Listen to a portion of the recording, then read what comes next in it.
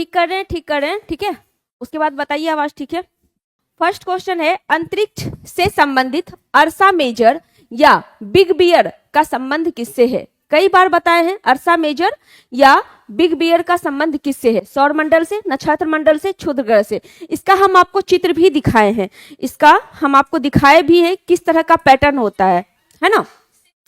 तो ये क्या है बताए थे? 7 तारों का एक समूह है। क्या है? 7 तारों का एक समूह है जो आपको आसमान में दिखेगा, उत्तर की तरफ आपको दिखेगा, ठीक है, उत्तर की तरफ ये आपको दिखेगा। यहां से हट गया है क्या? चलिए, और ये कहलाता क्या है? ये कहलाता है आपका नक्षत्र मंडल। क्या कहलाता है? नक्षत्र मंडल कहलाता है। तो आंसर क्या होगा? बी, ठीक है। इसमें 7 तारा रहते हैं, 4 तारा आपका इस तरह से रहता है और 3 तारा इस तरह से रहता है। टोटल 7 तारों का एक सुंदर पैटर्न होता है, ठीक है, एक सुंदर पैटर्न होता है जिसको अर्सा मेजर या बिग बियर बोलते हैं, या हम लोग भारत में सप्तऋषि भी बोलते हैं, जो उत्तर की तरफ आपको दिखाई देगा, उसी को नक्षत्र मंडल बोला जाता है, ठीक है। चलिए, ये तो नक्षत्र मंडल हो गया। उसके बाद सौर मंडल। सौर मंडल का निर्माण किससे होता है? ये भी क्वेश्चन बार बार आपके क्वेश्चन में पूछा जाता है ना, टेस्ट जब देते हैं तो सौर मंडल का निर्माण कैसे होता है? तो जितने भी ग्रह हैं, उपग्रह है, ग्रह है, उपग्रह है, सूर्य भी, ठीक है, इसमें सूर्य भी है आपका। सूर्य तो केंद्र में है ही, और पूरे सबको रोशनी कहाँ से मिलता है, सौर कहाँ से प्राप्त होता है? वो आपको सूर्य से ही प्राप्त होता है, ठीक है। क्षुद्र ग्रह है, उल्का पिंड है, ये सब जितना भी है ये सब आपका किस में शामिल होगा? सब सौर मंडल में शामिल होगा, ठीक है। अब क्षुद्र ग्रह किसको कहते हैं? क्षुद्र ग्रह किसे कहा जाता है ये बताइए। किन 2 ग्रह के बीच में क्षुद्र ग्रह है? किन 2 ग्रह के बीच में क्षुद्र ग्रह है?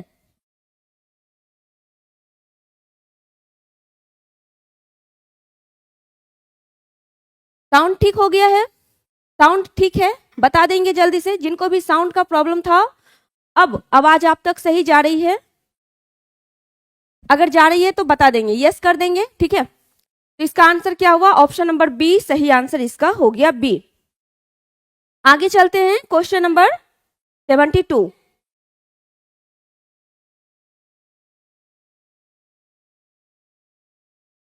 अगला क्वेश्चन है, पृथ्वी को अपने अक्ष पर 1 डिग्री घूमने में कितना समय लगता है? यानी पृथ्वी अपने अक्ष पर अगर 1 डिग्री घूमेगी तो उसे कितना समय लगेगा, ठीक है, कितना समय लगता है। अच्छा, एक दिन में होता कितना घंटा है? एक दिन में कितना घंटा होता है? इस क्वेश्चन को आप सॉल्व कर चुके हैं। कब किए हैं हम आपको बताते हैं। जब हम आपको ग्रीनविच टाइम बता रहे थे तब बताए थे कि हमारी जो पृथ्वी है वो कितने डिग्री में, कितने घंटे में कितने डिग्री रोटेट करती है, जिससे समय आगे और पीछे होता है, ये बताए हुए हैं। थोड़ा सा यहाँ पे आप अगर अपना माइंड यूज करेंगे तो निकल जाएगा। 4 मिनट, 60 मिनट, 5 मिनट कितना हो जाएगा, ठीक है।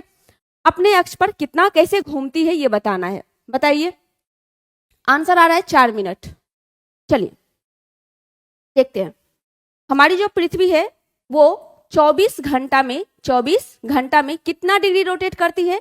360 डिग्री रोटेट करती है, 360 डिग्री घूमती है। इस चीज को आप समझ रहे हैं? 24 घंटा में कितना? 360। काटिए इसको तो 1 घंटा का निकलेगा। 1 घंटा में कितना होगा? 1 घंटा में 15 डिग्री। 1 घंटा में कितना रोटेट करेगी? 15 डिग्री रोटेट करेगी, ठीक है। अब 1 घंटा में 15 डिग्री, यहाँ डिग्री दिया हुआ है और समय पूछ रहा है, तो हम लिख सकते हैं 15 डिग्री बराबर कितना? 1 घंटा। 15 डिग्री बराबर कितना? 1 घंटा। और आपका आंसर किस में है? मिनट में है। अब चेंज कीजिए, 15 डिग्री बराबर 1 घंटा में कितना मिनट होता है? 60 मिनट। तो 60 मिनट, 60 मिनट, ठीक है। काटिए, 15 चौके 60, ठीक है। यानी आपका 1 डिग्री बराबर कितना मिनट हुआ? 4 मिनट हो गया, ठीक है। 1 डिग्री बराबर कितना मिनट? 4 मिनट। तो 1 डिग्री घूमने में कितना समय ली? 4 मिनट का समय ली है। कितना? 4 मिनट का समय ली है। तो आंसर क्या होगा आपका? ऑप्शन नंबर ए सही आंसर हो जाएगा।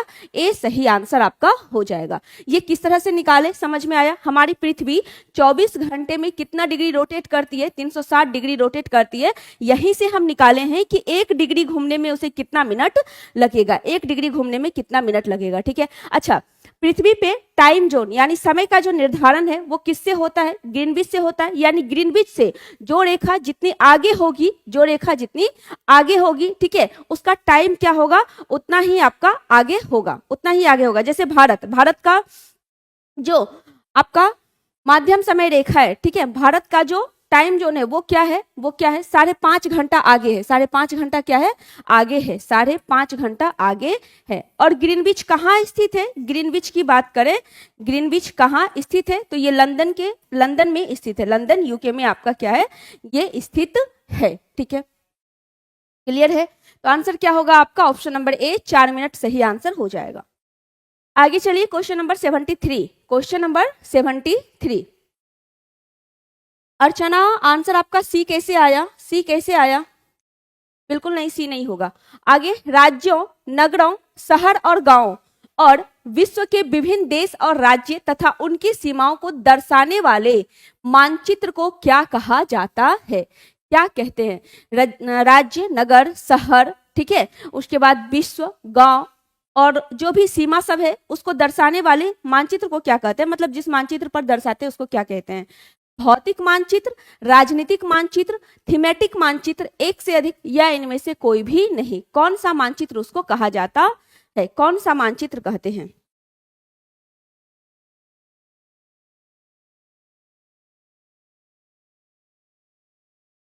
चलिए, तो इसको कहते हैं राजनीतिक मानचित्र। कौन सा, राजनीतिक मानचित्र कहते हैं। आप लोग दो तरह का मानचित्र देखते होंगे, एक वो जैसे इंडिया का ही मानचित्र देखते हैं, उसमें आपको सिर्फ राज्य दिखाई देता है, राज्य का सीमा दिखाई देता है ना, राज्य का सीमा दिखाई देता है, तो वो कौन सा है आपका, वो राजनीतिक मानचित्र है, जिसको कि पॉलिटिकल मैप भी कहते हैं, तो राजनीतिक मानचित्र है। अच्छा, भौतिक मानचित्र किसको कहते हैं, एक आप देखते होंगे जो आपको थोड़ा ये तो क्लियर समझ में आ जाता होगा, लेकिन इसको समझने में थोड़ा टाइम लगता होगा, है ना, समझते हैं लेकिन थोड़ा सा टाइम लगता होगा, क्योंकि उसमें पहाड़ को अलग से दिखाया जाता है, नदी को अलग से दिखाया जाता है, सड़क को अलग से दिखाया जाता है, ठीक है, यानी सबका विस्तारीकरण अलग किया जाता है, यानी प्राकृतिक चीज को मैप पे डिनोट करके दिखाया जाता है। वो हमारा क्या होता है, वो होता है हमारा भौतिक मानचित्र, ठीक है।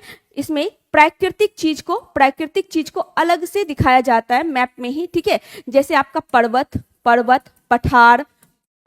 पठार, नदियां, मैदानी भाग, ये सब आपको दिखाया जाता है। तो ये सब किस में आ जाएगा, ये सब आपका भौतिक मानचित्र में आ जाएगा, ठीक है, भौतिक मानचित्र में आ जाएगा। अब एक होता है थीमेटिक मानचित्र। कौन सा, थीमेटिक मानचित्र। ये मानचित्र क्या होता है, इसमें क्या दिखाया जाता है थीमेटिक मानचित्र, जैसे कोई स्पेशल चीज हमको शो करना है, ठीक है, इसमें तो प्राकृतिक से रिलेटेड हो गया, स्पेशल चीज शो करना है किसी मैप पे, जैसे हमें किसी मैप पे सड़क का नक्शा निकालना है, सड़क का नक्शा उस पे बनाना है कि किधर से कौन सा एनएच गया है, किधर से कौन सी रेल गुजरी हुई है, ठीक है, ये सब निकालना है। तो स्पेशल चीज के लिए जो मैप यूज होगा उसको हम लोग थीमेटिक मानचित्र बोलेंगे, थीमेटिक मानचित्र बोलेंगे। तीनों क्लियर है, भौतिक, थीमेटिक और राजनीतिक, क्लियर है ना। तो आंसर क्या हुआ आपका 73 का बी सही आंसर हो गया, बी राजनीतिक मानचित्र इसका आंसर हो जाएगा। चलिए आगे चलते हैं, क्वेश्चन नंबर 74। मोना लोआ पर्वत किस महासागर में अवस्थित है, अटलांटिक में, प्रशांत में, हिंद महासागर में। मोना लोआ पर्वत कहाँ पे स्थित है, मोना लोआ पर्वत कहाँ स्थित है।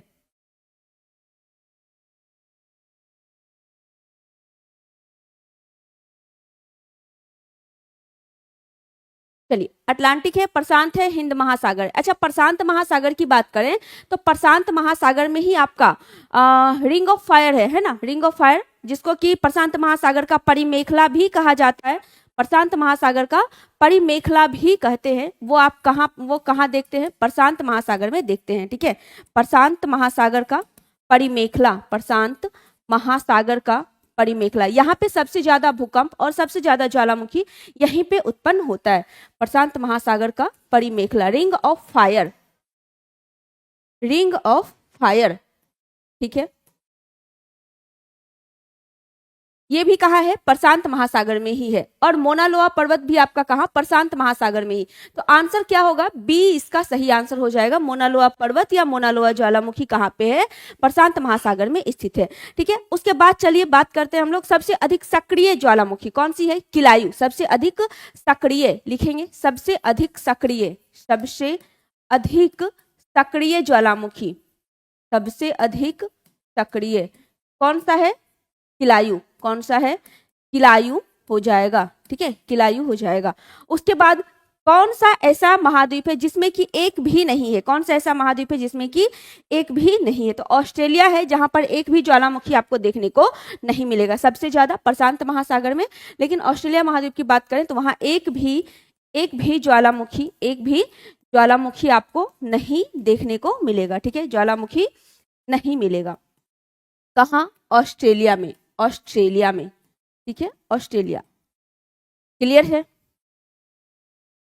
कोटोपैक्सी इक्वाडोर में है। कोटोपैक्सी कहाँ है? इक्वाडोर में है। ठीक है, और कोटोपैक्सी की बात करें तो सबसे ऊंचाई पर स्थित ज्वालामुखी। ठीक है, सबसे ऊंचाई पर स्थित ज्वालामुखी कौन सा हो जाएगा? कोटोपैक्सी। ठीक है, कोटोपैक्सी कहाँ है? इक्वाडोर में स्थित है कोटोपैक्सी। कहाँ? इक्वाडोर में। तो 74 का आंसर क्या हुआ? बी सही आंसर हो गया, बी। चलिए आगे क्वेश्चन नंबर 75। सूची 1 को सूची 2 से मिलाना है। सूची 1 को सूची 2 से मिलाना है। बसंती हाय कर रही है।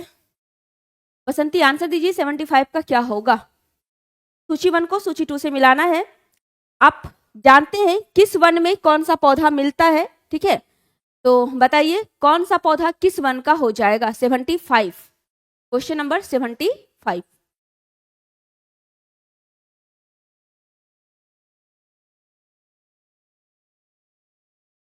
चलिए देखते हैं।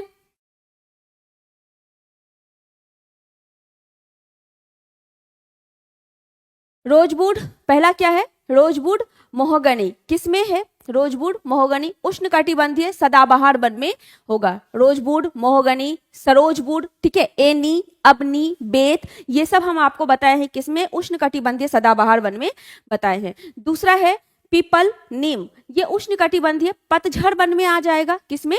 उष्णकटिबंधीय पतझड़ वन में पीपल, नीम, ठीक है। और उसके बाद आपका खजूर, खजूर किस में आएगा? कटीला वन में आ जाएगा। कटीला वन में खैर, बबूल, खजूर, ठीक है, ये सब आपका किस में? कटीला वन में आ जाएगा।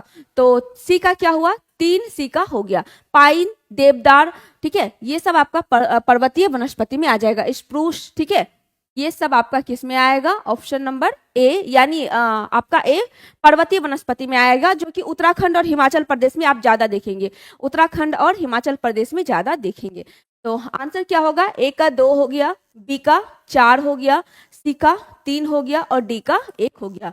2 4 3 1 किस में है? ऑप्शन नंबर सी में है। तो आंसर क्या होगा? सी सही आंसर इसका हो जाएगा, ऑप्शन नंबर सी। बिल्कुल सी सबका आंसर है। पप्पू, विकास, बसंती, कृष्णा, संतोष। चलिए आगे चलते हैं। Question number 76। विश्व के सबसे बड़े शिकारी पक्षी का नाम क्या है? शिकारी पक्षी का नाम क्या है? कोंडोर, रिया, शुतुरमुर्ग, एक से अधिक, या इनमें से कोई भी नहीं? विश्व का सबसे बड़ा शिकारी पक्षी का बात किया गया है। शिकारी पक्षी कौन सा है?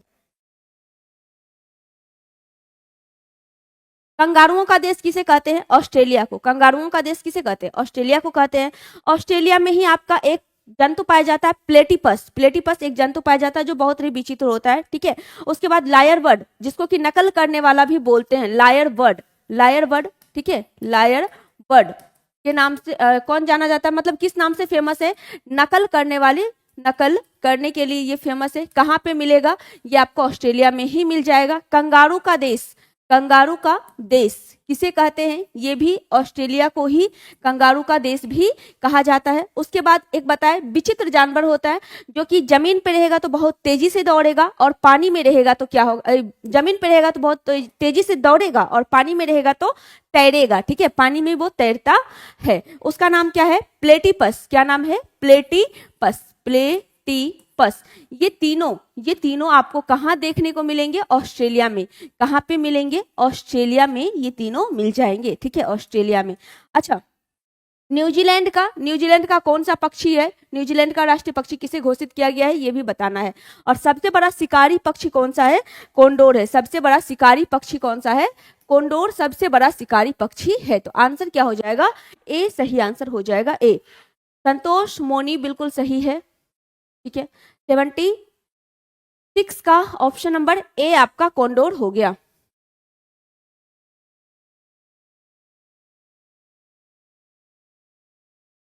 क्लियर है? चलिए, हाँ, कीवी, बिल्कुल विकास का आंसर सही है। कीवी न्यूजीलैंड में पाया जाने वाला है, ठीक है। आगे क्वेश्चन नंबर 77। अंटार्कटिका महाद्वीप को चारों ओर से घेरने वाले महासागर का नाम क्या है? दक्षिणी महासागर, हिंद महासागर, प्रशांत महासागर। ठीक है, अंटार्कटिका को चारों ओर से घेरने वाले महासागर का नाम क्या है ये बताना है। अंटार्कटिका की बात की गई है, बताइए क्या हो जाएगा। अच्छा, अंटार्कटिका के बारे में अगर बात करें तो इसको हम लोग श्वेत महाद्वीप के नाम से जानते हैं। ये देखिए, ये आपका अंटार्कटिका है जो हर मौसम में क्या करती है, अपनी आकृति चेंज करती रहती है। आकृति इसका चेंज होते रहता है, आकृति बदलते रहता है, इसीलिए इसको क्या बोलते हैं, चलायमान भी बोलते हैं। चलायमान महाद्वीप भी इसे बोला जाता है। ठीक है, चलायमान महाद्वीप भी या गतिशील महाद्वीप भी इसे बोला जाता है। गतिशील महाद्वीप भी इसे हम लोग बोलते हैं। उसके बाद इसका जो मैक्सिमम हिस्सा है बर्फ से ढका होता है, बर्फ से ढका होता है। बर्फ से ढके होने के वजह से इसे हम लोग श्वेत महाद्वीप के नाम से भी जानते हैं। श्वेत महाद्वीप के नाम से भी इसे जाना जाता है, श्वेत महाद्वीप के नाम से जाना जाता है। यहीं पे आपको, यहाँ देखिए, ये अंटार्कटिका की आकृति है। यहाँ पे आपको रॉस द्वीप दिख रहा है ना, रॉस द्वीप अंटार्कटिका में ही आपको दिखेगा। ठीक है, उसके बाद देखिए बैडल सी, ये भी कहाँ पे दिखेगा, ये भी आपको अंटार्कटिका में ही। ये दोनों याद रखना है, इंपॉर्टेंट है। ठीक है, इंपॉर्टेंट है। बैडल सी भी अंटार्कटिका में, रॉस सी भी आपको कहाँ पे, अंटार्कटिका में ही दिखेगा। ठीक है, और यहीं पर साउथ पोल आप देखेंगे, यहीं पर इसके बीचों बीच आप कौन सा, साउथ पोल भी देखेंगे। ठीक है, दक्षिणी ध्रुव साउथ पोल आपका यहीं पर स्थित है। ठीक है, या ये महाद्वीप जो है विज्ञान के लिए समर्पित है। ठीक है, विज्ञान के लिए समर्पित महाद्वीप भी इसको कहा जाता है। विज्ञान के लिए समर्पित महाद्वीप, विज्ञान के लिए समर्पित महाद्वीप इसे बोला जाता है। ठीक है, विज्ञान के लिए समर्पित महाद्वीप के नाम से हम लोग इसे ही जानते हैं। ठीक है, उसके बाद भारत ने यहाँ पर तीन अनुसंधान केंद्र स्थापित करके रखा हुआ है। कौन कौन, दक्षिण गंगोत्री है, मैत्री है और भारती है। दक्षिण मतलब यहाँ पे शोध होते रहता है, तो 3 शोध संस्था है भारत का। कितना शोध संस्था है, 3 शोध संस्था भारत का है। दक्षिण गंगोत्री, क्या क्या है, दक्षिण गंगोत्री था एक, दक्षिण गंगोत्री। ठीक है, दूसरा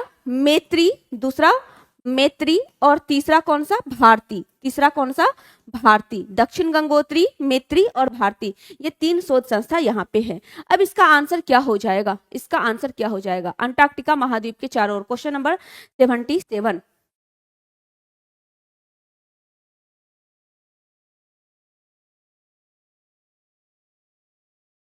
ठीक है, चलिए, ये दक्षिणी महासागर में, कहा, दक्षिणी महासागर में स्थित है। दक्षिणी महासागर में आंसर आपका हो जाएगा ऑप्शन नंबर ए। लेकिन ये हिंद महासागर, प्रशांत महासागर और अंटार्कटिका तीनों से जुड़ा हुआ है, तीनों ओर से घिरा हुआ है। हिंद महासागर, प्रशांत महासागर और अंटार्कटिका तीनों से ये जुड़ा हुआ है। ठीक है, क्लियर है, लेकिन है कहाँ पे, दक्षिणी महासागर में है। चलिए, आंसर क्या हुआ, ए सही आंसर इसका हो गया। आगे चलते हैं, क्वेश्चन नंबर 78। सूची 1 है, सूची 2 है। कौन से देश किस खनिज के लिए जाना जाता है ये बताना है। बताइए, कौन से देश किस खनिज के लिए जाना जाता है। Question number 78। चलिए देखते हैं, ब्राजील किसके लिए, बोलिविया किसके लिए, चिली किसके लिए, वेनेजुएला किसके लिए। अगर इसमें से आपको एक का भी पता है तो आप सबका आंसर निकाल सकते हैं। खास करके हम बता रहे हैं, अगर आपको तांबा का पता है, तांबा कहाँ मिलता है, तो आप इसमें से आंसर निकाल सकते हैं, क्योंकि डेली टेस्ट में ये हम आपको कई बार करवा चुके हैं। तो जैसे बताया आपको, तांबा कहाँ पे, चिली में। और देखिए सी का क्या हुआ, 4। सी का 4 किस में दिख रहा है, ऑप्शन नंबर सी में दिख रहा है। यानी आंसर क्या होगा आपका, ऑप्शन नंबर सी होगा। कई बार आपको जब, यहाँ तो खैर आपको पता होगा, ये हमको भी पता है, लेकिन कई बार जब आपको नहीं पता होता है मैच करने वाले में, ठीक है, तो आप आंसर से भी निकाल सकते हैं, ऑप्शन से आंसर निकाल सकते हैं। जैसे यहाँ पे डायरेक्ट देखें, सी का 4 बिल्कुल सही है, एकदम याद है। बाकी कोई याद है या नहीं है, किसी में कंफ्यूजन है या नहीं है, उससे मतलब नहीं है। आप जाइए सी के 4 में, जिसमें मिलेगा ठीक है, एक बार चेक भी कर लेंगे, कहीं ऐसा ना हो कि बाकी का ऑप्शन गलत हो, आंसर हो जाए इनमें से कोई भी नहीं। तो कॉन्फिडेंस होना चाहिए लेकिन ओवर नहीं होना चाहिए, इसलिए एक बार चेक भी कर लेना है। ठीक है, चलिए, ब्राजील लौह अयस्क, ब्राजील लौह अयस्क। उसके बाद Bolivia tin, Bolivia tin. Tin Bharat में सबसे ज्यादा कहाँ, जल्दी बताइए, टीन भारत में सबसे ज्यादा कहाँ। चलिए, उसके बाद वेनेजुएला खनिज तेल, वेनेजुएला खनिज तेल। क्लियर है, तो यहां तो सही है, यहां आपका आंसर क्या हो जाएगा, ऑप्शन नंबर सी सही आंसर हो जाएगा, सी सही आंसर हो जाएगा। 2 1 4 3, 2 1 4 3 बिल्कुल सही आंसर हो जाएगा। टीन कहाँ है भारत में सबसे ज्यादा, बताइए। क्वेश्चन नंबर 79, निम्न में से किन नदी के अपवाह तंत्र का संबंध पेड़ी घास मैदान से है, अपवाह तंत्र का संबंध पेड़ी घास मैदान से है, ये आपको बताना है। ठीक है, मिसिसिपी है, सास्केचुआन है, हडसन है, नील है, कौन सा हो जाएगा, कौन सा हो जाएगा, बताइए। क्वेश्चन नंबर 79 का आंसर क्या होगा, क्वेश्चन नंबर 79 का आंसर क्या हो जाएगा। चलिए, मिसिसिपी है, तो मिसिसिपी से एक बात याद आया कि सबसे बड़ा नदी तंत्र, सबसे बड़ा नदी तंत्र की बात करें तो वो कौन सा हो जाएगा आपका, सबसे बड़ा नदी तंत्र। ठीक है, सबसे बड़ा, सबसे बड़ा नदी तंत्र। ठीक है, सबसे बड़ा नदी तंत्र किसका है, मिसिसिपी मसौरी, मिसिसिपी मसौरी नदी का हो जाएगा, मिसिसिपी मसौरी नदी का सबसे बड़ा नदी तंत्र हो जाएगा। ठीक है, क्लियर है, क्लियर है। चलिए, उसके बाद नील नदी मिस्र की देन, मिस्र की देन किसको कहते हैं, नील नदी को मिस्र की देन कहते हैं, मिस्र की देन नील नदी को ही कहा जाता है। आस्वान बांध कहाँ है, आस्वान बांध, आस्वान बांध कहाँ पे है, आस्वान बांध भी आपका नील नदी के पास ही स्थित है। सास्केचुआन ये कहाँ है, ये आप कनाडा में देखेंगे, कहाँ देखेंगे, कनाडा में देखेंगे। उसके बाद पेड़ी घास के मैदान की बात करें, पेड़ी घास के मैदान, ठीक है, ये आप कहाँ देखेंगे और इसे किस नाम से जाना जाता है, और इसे किस नाम से जाना जाता है। ठीक है,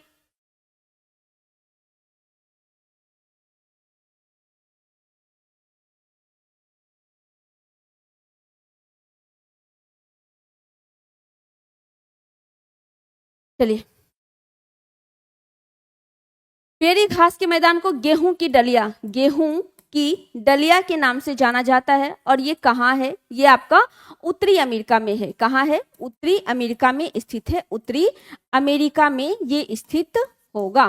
ठीक है, बाकी चलिए, किसका है सबसे ज्यादा, किसका है सबसे ज्यादा ये बताना है। तो आंसर क्या कर रहे हैं 79 का, साइंस में 73 नंबर से ज्यादा है, कट ऑफ से भी ज्यादा, फिर भी फाइनल में। चलिए, क्वेश्चन नंबर 79, तो मिसिसिपी और सास्केचुआन जो है, इस नदी का अपवाह तंत्र, अपवाह तंत्र पेड़ी घास के मैदान से संबंधित है, पेड़ी घास के मैदान से संबंधित है। तो आंसर क्या होगा, ऑप्शन नंबर ए सही आंसर हो जाएगा, 1 और 2 इसका सही आंसर हो जाएगा, 1 और 2। ठीक है, ए सही आंसर हो गया। चलिए आगे, question number 80, Yellowstone national park जहां प्रसिद्ध ओल्ड फैथफुल गीजर है, ओल्ड फैथफुल गीजर स्थित है, कहाँ अवस्थित है, कनाडियन शील्ड में, पश्चिमी कोलोराडो में, ठीक है, अल्पेशियन में, कहाँ पर स्थित है, कहाँ पर स्थित है। ओल्ड फैथफुल गीजर जो कि येलोस्टोन नेशनल पार्क में है, वो कहाँ पे स्थित है, क्वेश्चन नंबर 80, क्वेश्चन नंबर 80। चलिए, कहाँ पे है, तो अमेरिका में, अमेरिका के पश्चिमी कॉर्डिलेरा में, कहाँ है, अमेरिका में है, अमेरिका में है। ठीक है, और आंसर क्या होगा, बी सही आंसर हो जाएगा, पश्चिमी कॉर्डिलेरा, पश्चिमी कॉर्डिलेरा। क्लियर है,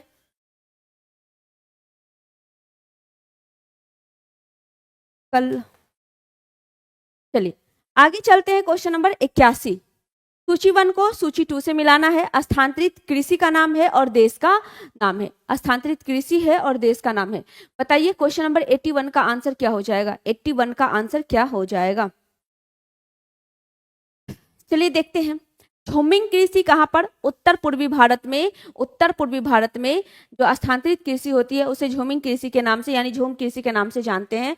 मिल्पा, मिल्पा कहाँ पे, मेलिस्को, ठीक है। चलिए, रोका, रोका ब्राजील, रोका Brazil, ladang Malaysia, ladang Malaysia, ठीक है। तो क्या हो जाएगा, ए का 4, ए का 4, बी का 2, बी का आपका 2, सी का 3 और डी का 1, 4 2 1 3 किसमें है, ऑप्शन नंबर सी में है, यानी आपका आंसर क्या हुआ, सी सही आंसर हो गया, सी। चलिए, क्वेश्चन नंबर 82, पामीर ग्रंथि अवस्थित है, पामीर का पठार कौन सा, पामीर का पठार, पामीर का पठार कहाँ स्थित है, पामीर का पठार, ठीक है। पामीर के पठार को और किस नाम से जानते हैं, विश्व के छत के नाम से भी जाना जाता है, किस नाम से, विश्व का छत भी इसे कहते हैं, पामीर के पठार को विश्व का छत भी कहते हैं। ये कहाँ स्थित है, ये आपको बताना है, ये कहाँ स्थित है ये आपको बताना है, बताइए क्या हो जाएगा।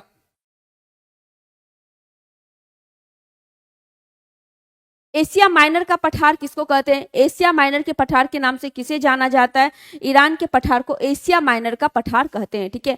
ईरान का जो पठार है, ईरान का पठार, इसको किस नाम से जाना जाता है, एशिया माइनर के नाम से जाना जाता है, एशिया माइनर, एशिया माइनर के नाम से इसे जाना जाता है, ठीक है। टर्की का पठार, किस पठार को टर्की के पठार के नाम से जानते हैं, तो अंतोलिया का जो पठार है, अंतोलिया का जो पठार है उसको टर्की के पठार के नाम से जानते हैं, अंतोलिया, अंतोलिया का पठार, अंतोलिया का पठार, इसको किस नाम से जानते हैं, टर्की के पठार के नाम से जानते हैं, टर्की का पठार इसे कहते हैं, टर्की का पठार कहते हैं।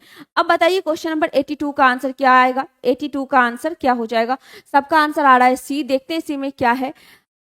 पहला है दक्षिण पश्चिम एशिया, नहीं दक्षिण पूर्व एशिया, नहीं दक्षिण मध्य एशिया, तो आंसर क्या होगा, ऑप्शन नंबर सी सही आंसर हो जाएगा, दक्षिण मध्य एशिया, दक्षिण मध्य एशिया। चलिए आगे क्वेश्चन नंबर 83, ग्रेट किनाबुल पर्वत किस देश में स्थित है, ग्रेट किनाबुल, इंडोनेशिया में, मलेशिया में, म्यांमार में, एक से अधिक या इनमें से कोई भी नहीं। ग्रेट विक्टोरिया कहाँ है, ग्रेट विक्टोरिया कहाँ है, ग्रेट विक्टोरिया कहाँ है, ऑस्ट्रेलिया में, कहाँ है, ऑस्ट्रेलिया में स्थित है। इसके साथ ही हम आपको ज्वालामुखी का नाम बताए थे, गिम्पसन, सिम्पसन, ठीक है, ये सब भी कहाँ है, ये सब भी आपका ऑस्ट्रेलिया में ही स्थित है, ऑस्ट्रेलिया, ठीक है, ऑस्ट्रेलिया में स्थित है। उसके बाद आपका अमेरिका में, अमेरिका में कौन सा स्थित है, अमेरिका में कौन सा स्थित है,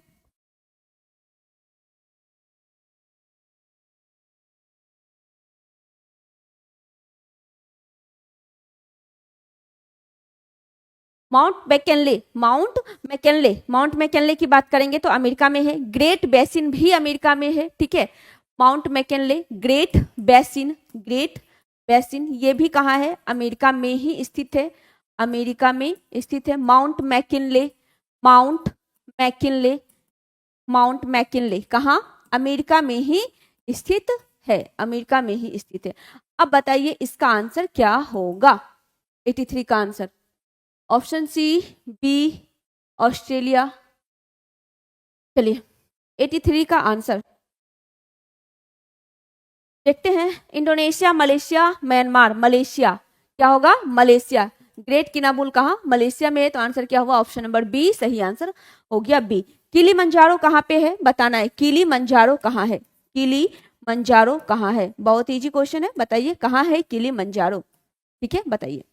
आगे चलिए क्वेश्चन नंबर 84, द्वार स्थलाकृति पाई जाती है कहाँ पे, द्वार स्थलाकृति पाई जाती है कहाँ पे। अच्छा, शिवालिक के निचले हिस्से को क्या कहते हैं, शिवालिक के निचले हिस्से को क्या कहा जाता है, यानी शिवालिक का जो निचला हिस्सा है, ठीक है, उसे हम लोग किस नाम से जानते हैं, निचले हिस्से को किस नाम से जानते हैं, ठीक है। शिवालिक जो है ये एकदम अभी हिमालय का नवीन हिस्सा है, सबसे नवीन हिस्सा कौन सा हो जाएगा, शिवालिक ही हो जाएगा, ठीक है। द्वार किसे कहते हैं, अच्छा दून आप कहाँ देखेंगे, दून, दून आप उत्तराखंड में देखेंगे, दून आप कहाँ देखेंगे, उत्तराखंड में, उत्तराखंड में आप दून आकृति देखेंगे, ठीक है। और द्वार कहाँ देखेंगे ये बताना है, 84 का, 84,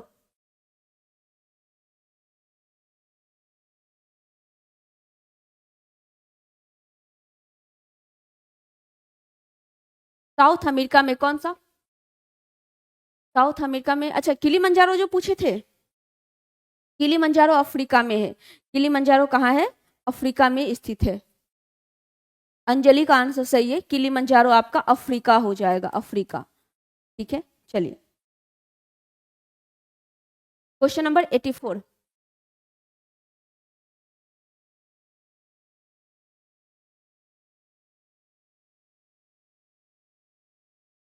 चलिए देखते हैं, कश्मीर हिमालय में, दार्जिलिंग और सिक्किम हिमालय में। देखिए द्वार जो है, ये द्वार प्रदेश की अगर हम बात करें तो द्वार प्रदेश जो है हिमालय के पूर्व और पूर्वोत्तर क्षेत्र में, हिमालय के पूर्व और पूर्वोत्तर क्षेत्र में आपको देखने को मिलेगा। पूर्व और पूर्वोत्तर क्षेत्र में ये स्थलाकृति आपको देखने को मिलेगी, द्वार। ठीक है, अब पूर्व और पूर्वोत्तर में कौन सा है? कश्मीर तो उत्तर में है।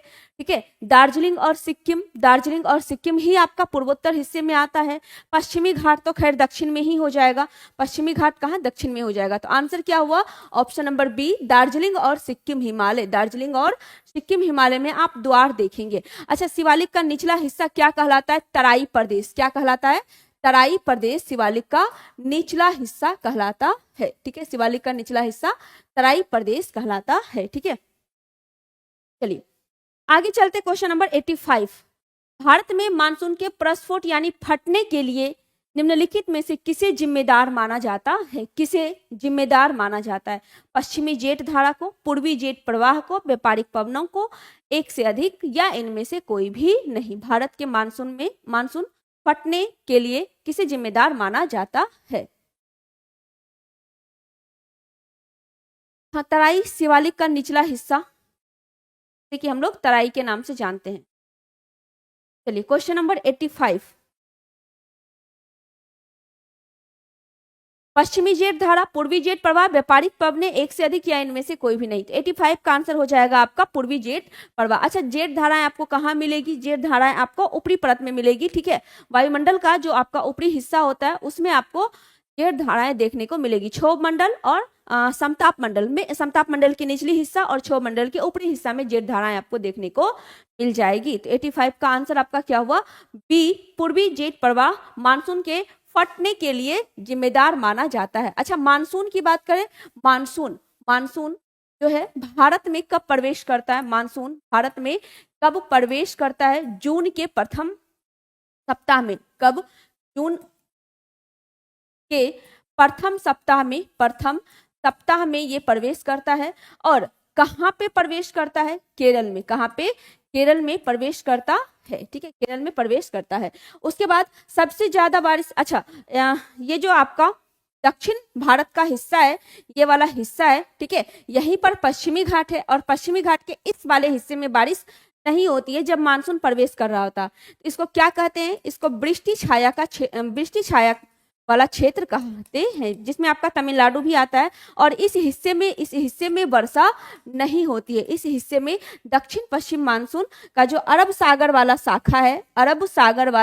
शाखा है, इससे वर्षा नहीं होती है वृष्टि छाया वाले क्षेत्र में। ठीक है, तो तमिलनाडु के तट पर जो वर्षा होता है, तमिलनाडु के तट पे जो वर्षा होता है, ये वर्षा किससे होता है? ये वर्षा लौटती मानसून से होता है। किससे? लौटती मानसून से। यानी मानसून जब लौट रही होती है तो लौटती मानसून से तमिलनाडु के तट पर वर्षा होता है। और आपको कभी कभी तमिलनाडु के तट को जो हम लोग कोरोमंडल तट बोलते हैं, किस नाम से जानते हैं? कोरोमंडल तट के नाम से जानते हैं। तो कोरोमंडल भी दिया रहेगा। ठीक है, कोरोमंडल भी आपको मिल सकता है कि कोरोमंडल तट पे वर्षा किस मानसून से होती है?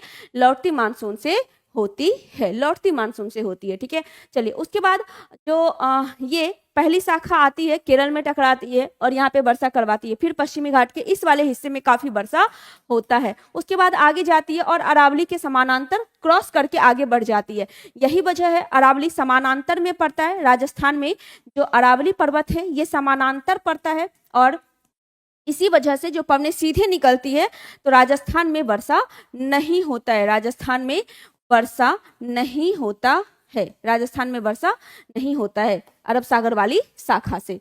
क्लियर है?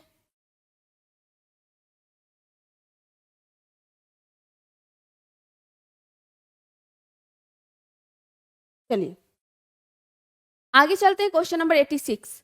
इसका उपयोग करके मृदा की लवणता और क्षारीयता की समस्या का समाधान किया जाता है। ठीक है, रॉक फास्फेट, यूरिया, जिप्सम, एक से अधिक, या इनमें से कोई भी नहीं?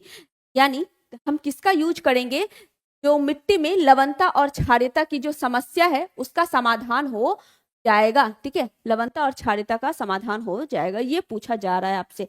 अच्छा, भारत की मिट्टी में किस चीज की कमी प्रायः पाई जाती है, भारत की मिट्टी में किस चीज की कमी पाई जाती है, तो नाइट्रोजन, ठीक है, फास्फोरस और पोटास की, नाइट्रोजन, फास्फोरस और पोटास की कमी पाई जाती है। लिख लेंगे नाइट्रोजन, नाइट्रोजन, ठीक है, फास्फोरस, फास्फोरस और पोटास की, नाइट्रोजन, फास्फोरस और पोटास की कमी पाई जाती है।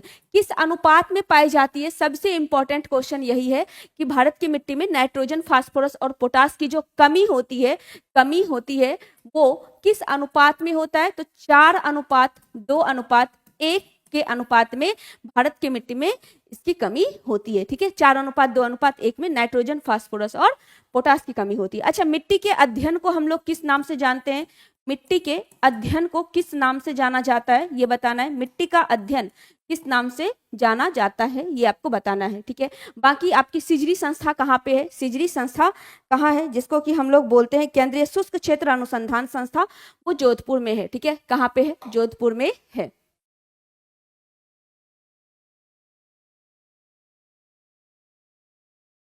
सिजरी संस्था, सिजरी संस्था कहाँ पे है, जोधपुर में है, जोधपुर में स्थित है। मिट्टी के अध्ययन को क्या बोला जाता है आपको बताना है। और लवणता और क्षारीयता की समस्या दूर करने के लिए जिसका उपयोग किया जाता है वह है जिप्सम। क्या है, जिप्सम हो जाएगा, जिप्सम। तो आंसर क्या हुआ आपका, ऑप्शन नंबर सी सही आंसर हो गया, जिप्सम। ठीक है, चलिए आगे चलते हैं। क्वेश्चन नंबर 87, आंसर उसका बताइए। क्वेश्चन नंबर 87, भारतीय वन्यजीव अधिनियम, सबसे पहले तो यही इंपॉर्टेंट क्वेश्चन बनता है कि ये अधिनियम है कब का, वन्यजीव अधिनियम है कब का, 1972 का। इसके अंतर्गत शामिल है, 3 कथन दिया हुआ है, कौन सा शामिल है, कूट के माध्यम से आंसर बताना है, कूट के माध्यम से आंसर बताना है। बताइए क्या होगा, पेट्रोलॉजी आंसर आ रहा है, पेट्रोलॉजी, पेडोलॉजी, क्या होगा, पेडोलॉजी उसका आंसर होगा, पेडोलॉजी। चलिए क्या आंसर होगा, पेडोलॉजी, पेडोलॉजी कहते हैं, पेडोलॉजी कहा जाता। चलिए बताइए क्वेश्चन नंबर 87,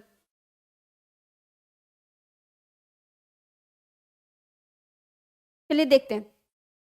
भारतीय वन्यजीव अधिनियम 1972 का है, इसमें है वन्यजीव के आवास का कानूनी संरक्षण, बिल्कुल सही है, वन्यजीव के आवास का कानूनी संरक्षण बिल्कुल ही सही है। दूसरा है संकटग्रस्त वन्यजीव के शिकार पर प्रतिबंध, बिल्कुल, जो संकटग्रस्त वन्यजीव हैं उनके शिकार पर प्रतिबंध लगाया जाएगा, ऐसा भी कहा गया है। तीसरा है वन्यजीव के अंगों के व्यापार पर रोक, वन्यजीव का अंग जिसका व्यापार किया जाता है, जैसे दांत, नाखून, ठीक है, खुर जिसको कहते हैं, उसके बाद उसका जो बाल होता है वो, ठीक है, तो इस तरह से जो भी जानवर के अंग होते हैं उसका जो व्यापार किया जाता है, उसका खाल, उस पर भी रोक लगाया जाना इसका उद्देश्य है। तो क्या होगा आंसर, 1, 2, 3 तीनों सही है, 1, 2, 3 तीनों सही। ठीक है, 1, 2, 3 तीनों आपका। अच्छा, इसके अलावा अगर बात करें तो सबसे बड़ा आपका कहाँ पे है, वन्यजीव अभ्यारण्य सबसे बड़ा कहाँ है, कच्छ के डेजर्ट में। कहाँ पे, कच्छ के डेजर्ट में है। सबसे ज्यादा कहाँ है, अंडमान निकोबार में है। सबसे बड़ा कहाँ पे, कच्छ डेजर्ट आपका कहाँ है, हिमाचल प्रदेश में। कहाँ, हिमाचल प्रदेश में है। सबसे ज्यादा आपका कहाँ हो जाएगा, अंडमान निकोबार में। ज्यादा कहाँ, अंडमान निकोबार में आपका हो जाएगा। का आंसर क्या हुआ, ऑप्शन नंबर सी सही आंसर हो गया, सी। चलिए आगे चलते हैं। क्वेश्चन नंबर 88, कथन और कारण दिया हुआ है, बताइए क्या होगा आंसर। कथन और कारण दिया हुआ है, बताइए।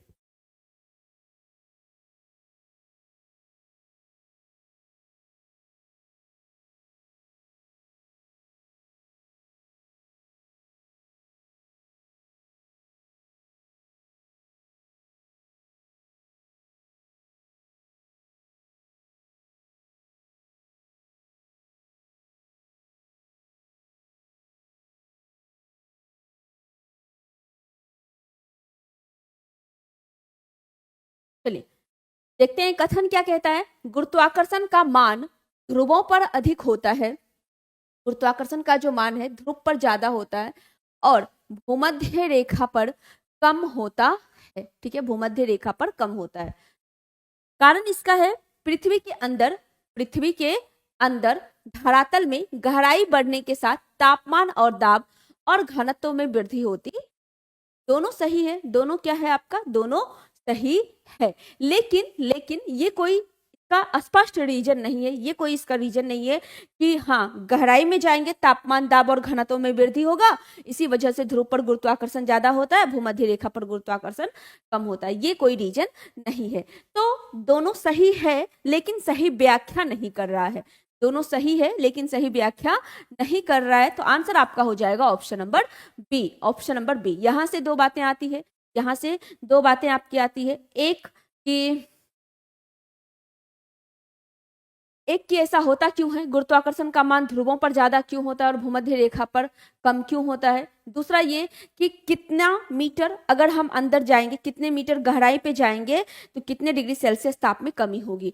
तो ये है आपका 32 मीटर की अगर हम गहराई में जाएंगे, क्या 32 मीटर 32 मीटर की गहराई में जाएंगे यानी पृथ्वी के अंदर हम जाएंगे तो क्या होगी, 1 डिग्री सेल्सियस तापमान में कमी होगी, 1 डिग्री सेल्सियस तापमान में कमी होगी। ठीक है, उसके बाद गुरुत्वाकर्षण का मान ध्रुवों पर अधिक होता है, भूमध्य रेखा पर कम होता है। इसका रीजन है कि पृथ्वी उसके ज्यादा करीब है। ठीक है, चलिए आंसर आपका क्या हुआ, बी सही आंसर हो गया बी। और इसको याद रखेंगे, 32 मीटर की गहराई में जाने पर 1 डिग्री सेल्सियस तापमान में क्या होती है, 1 डिग्री सेल्सियस तापमान में वृद्धि, अच्छा सॉरी कमी लिख दिए, वृद्धि होती है। क्या होती है, वृद्धि होती है। 1 डिग्री सेल्सियस तापमान में वृद्धि होगी यानी कि और बढ़ते जाएगी। आगे चलिए क्वेश्चन नंबर 89। कौन सा युग्म सुमेलित है, कौन सा युग्म सही सुमेलित है ये आपको बताना है। तो ये क्या हो जाएगा,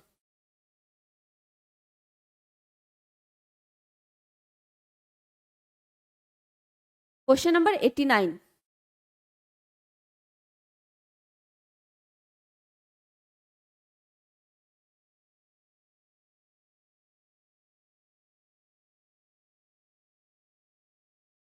चलिए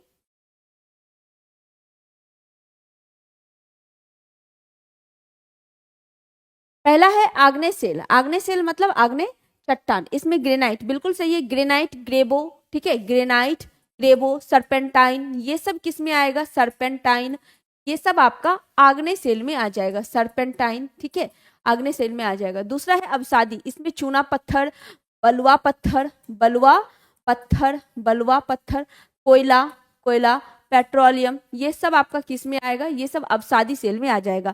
कायंत्रित सेल में आपका क्या आएगा, संगमरमर है, हीरा है, ठीक है, मार्बल है, ये सब आपका किस में आएगा, कायांतरित सेल में आ जाएगा। किसमें, कायांतरित सेल में आ जाएगा। ठीक है, तो तीनों का तीनों क्या है, सही है, तीनों का तीनों सही है। आग्नेय में आपका ग्रेनाइट, अवसादी में चूना पत्थर और कायांतरित में संगमरमर, तीनों सही है। तो आंसर क्या होगा, ऑप्शन नंबर सी, 1 2 3 तीनों सही है, तीनों सही है। ठीक है, चलिए आगे क्वेश्चन नंबर 90। कथन और कारण दिया हुआ है, बताना है कौन सा सही है। कथन और कारण दिया हुआ है, बताना कौन सा सही है। बताइए क्वेश्चन नंबर 90।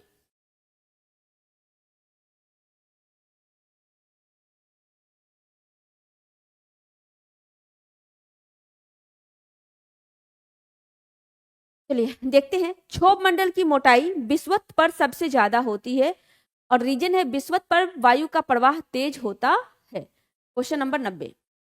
अभी तक सबका 89 का ही आंसर आ रहा है, बताएंगे क्वेश्चन नंबर 90 का आंसर क्या होगा। चलिए, क्षोभ मंडल की मोटाई विषुवत वृत्त पर सबसे ज्यादा होती है, सही बात है, क्षोभ मंडल की मोटाई विषुवत वृत्त पर ज्यादा होती है, विषुवत वृत्त पे ज्यादा होती है। आगे चलिए, कारण है विषुवत वृत्त पर वायु का प्रवाह तेज होता है, सही है। अच्छा, क्षोभ मंडल की जो मोटाई है विषुवत वृत्त पर सबसे ज्यादा होती है, ये बात तो सही है, और ध्रुव पर सबसे कम होती है, और ध्रुव पर सबसे कम होती है। ध्रुव पर क्या होगी, कम होगी, ध्रुव पर कम होगी। लेकिन क्षोभ मंडल में जैसे हम आपको बताए थे, इससे पिछले क्वेश्चन में बताए थे ना, यहाँ पर कि पृथ्वी के अंदर हम 32 मीटर की गहराई में जाएंगे तो 1 डिग्री सेल्सियस तापमान में वृद्धि होगी, 1 डिग्री सेल्सियस तापमान में वृद्धि होगी। वैसे ही इस क्वेश्चन में जो क्षोभ मंडल है, क्षोभ मंडल के बारे में बताना है। हम कितने ऊंचाई पे जाएंगे, कितने ऊंचाई पे जाएंगे जो वहां का तापमान है वो बढ़ेगा और ये कम होगा, वहां का तापमान क्या होगा, कम होगा। ठीक है, तो 165 मीटर ऊंचाई जाने पर, 165 मीटर ऊपर जाने पर, ऊपर जाएंगे, यानी अगर हम पृथ्वी से, जमीन से 165 मीटर की ऊंचाई पे जाएंगे तो 1 डिग्री सेल्सियस तापमान में कमी आएगी। क्या आएगी, 1 डिग्री सेल्सियस तापमान में क्या होगी, कमी होगी, 1 डिग्री सेल्सियस तापमान में कमी होगी। ये दोनों पॉइंट याद रखेंगे। अगर ऊपर जाने की बात है तो तापमान कमेगा, नीचे जाने की बात है तो तापमान, घनत्व, दाब सब बढ़ेगा। ठीक है, तापमान, घनत्व, दाब नीचे जाएंगे तो बढ़ेगा, ऊपर जाएंगे तो कम होगा। क्लियर है, दोनों याद रखना है।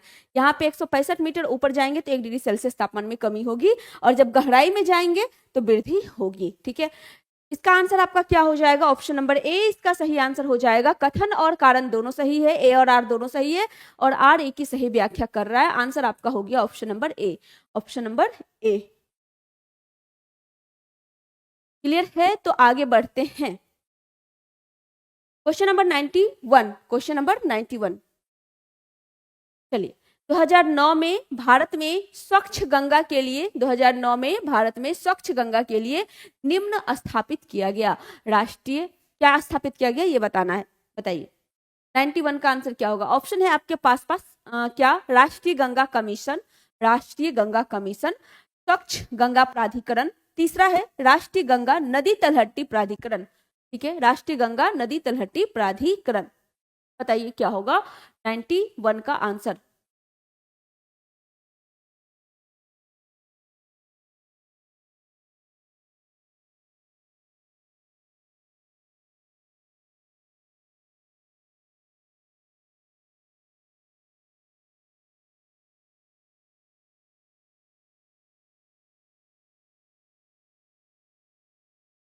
Question number 91।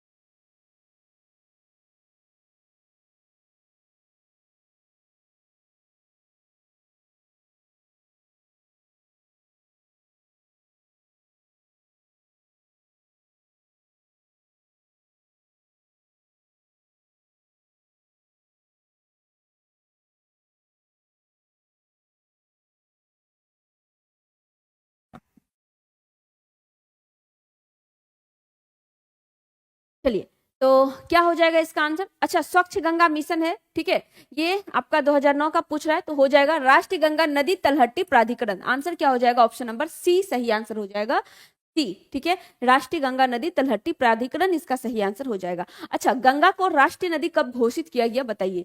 गंगा को राष्ट्रीय नदी गंगा को कब घोषित किया गया है ये आपको बताना है, कब घोषित किया गया है। इसके साथ ही आपका राष्ट्रीय जलीय जीव किसको, गंगा डॉल्फिन को, राष्ट्रीय जलीय जीव, राष्ट्रीय जलीय जीव। ठीक है, जलीय जीव किसे घोषित किया गया है, गंगा डॉल्फिन को, किसे, गंगा डॉल्फिन को। ठीक है, गंगा डॉल्फिन को राष्ट्रीय जलीय जीव घोषित किया गया है। और ये कब किया गया है, ये कब किया गया है बताइए, दोनों क्वेश्चन का आंसर बताइए।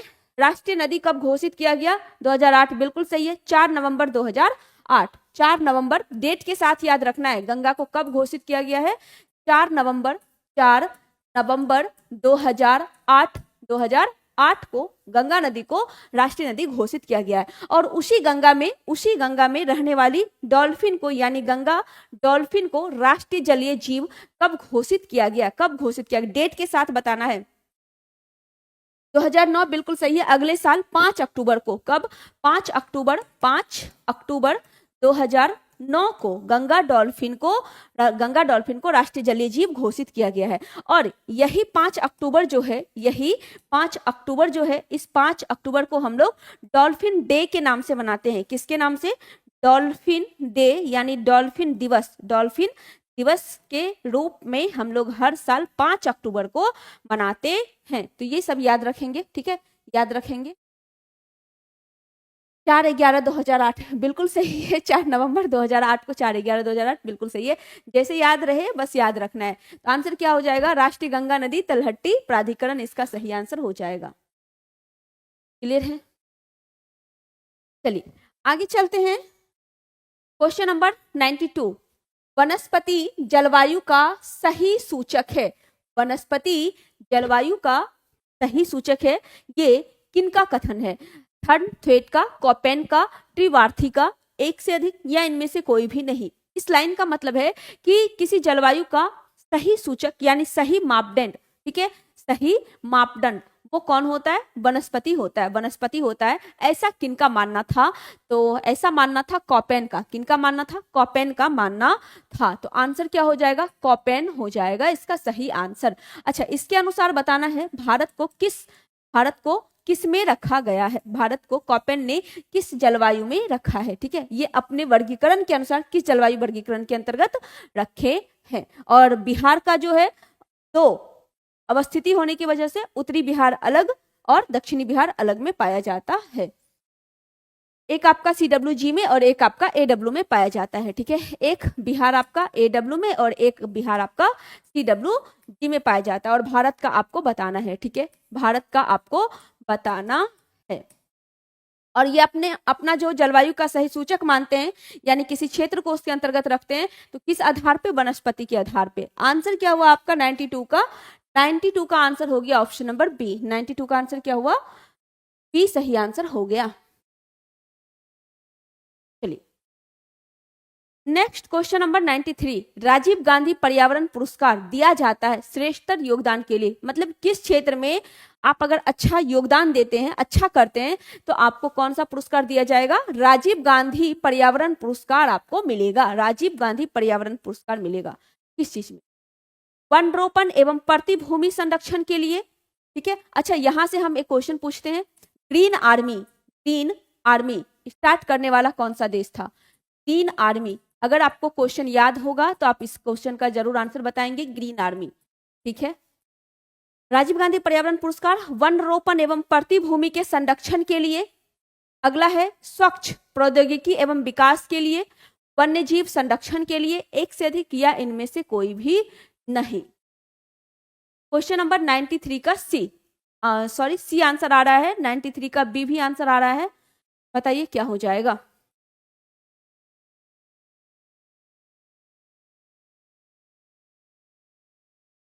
क्वेश्चन नंबर 93,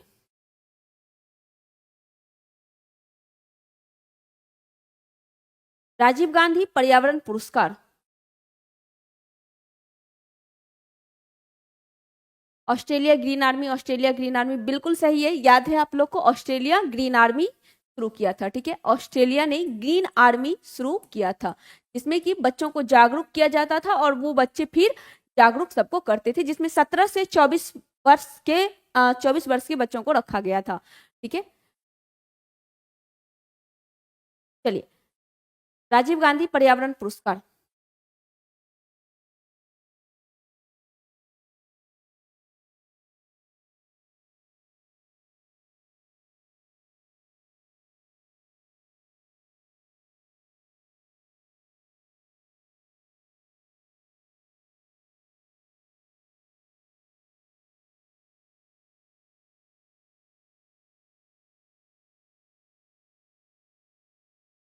चलिए देखते हैं।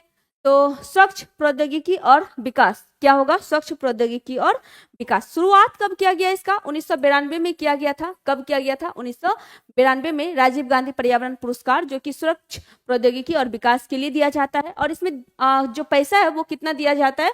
2 लाख रुपया। कितना दिया जाता है? 2 लाख रुपया इसमें दिया जाता है।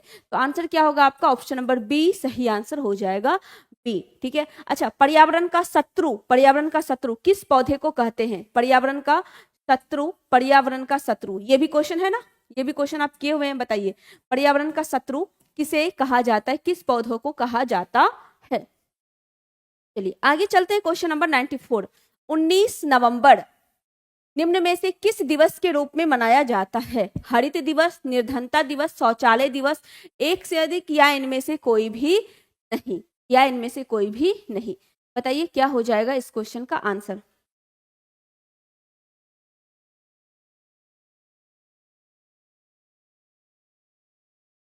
अच्छा एक बार हम लोग 22 वाला देख लेते हैं। जैसे 22 मार्च को क्या मनाया जाता है? जल दिवस मनाया जाता है। 22 अप्रैल को पृथ्वी दिवस मनाया जाता है और 22 मई को जैव विविधता दिवस मनाया जाता है। तो तीनों को पहले लिख लेते हैं। 22 मार्च, सबसे पहले 22 मार्च, ठीक है। क्या?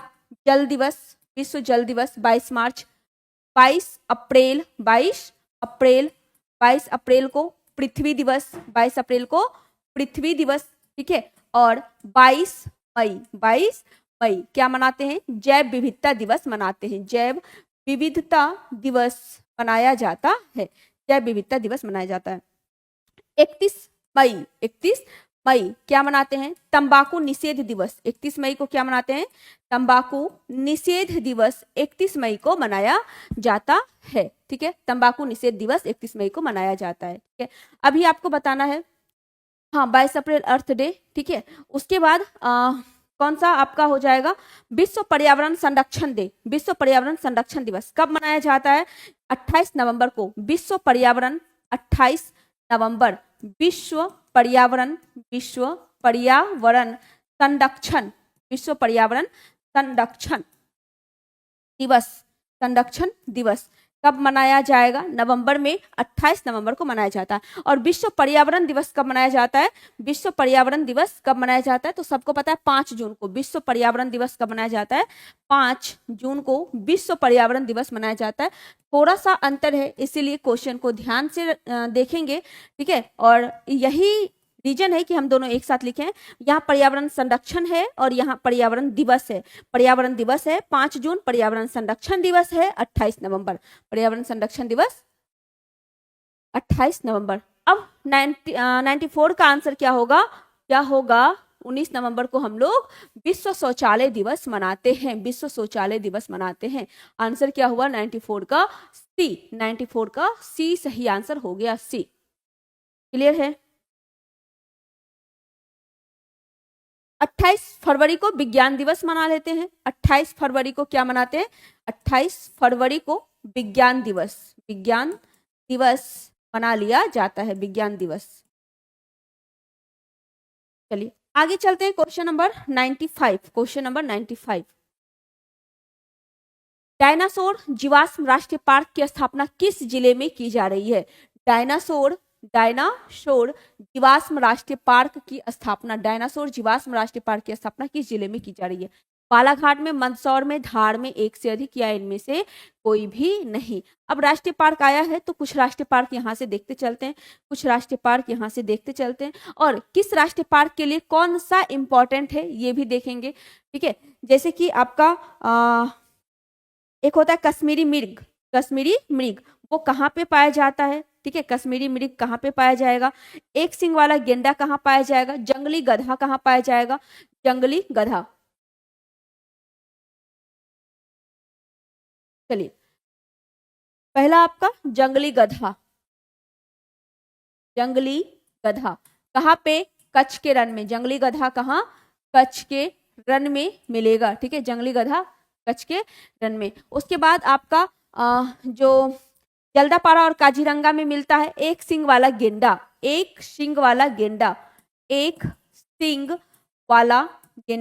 कहाँ पे? एक सिंग वाला गेंडा, ये आपका हो जाएगा जल्दापारा कहाँ पे है?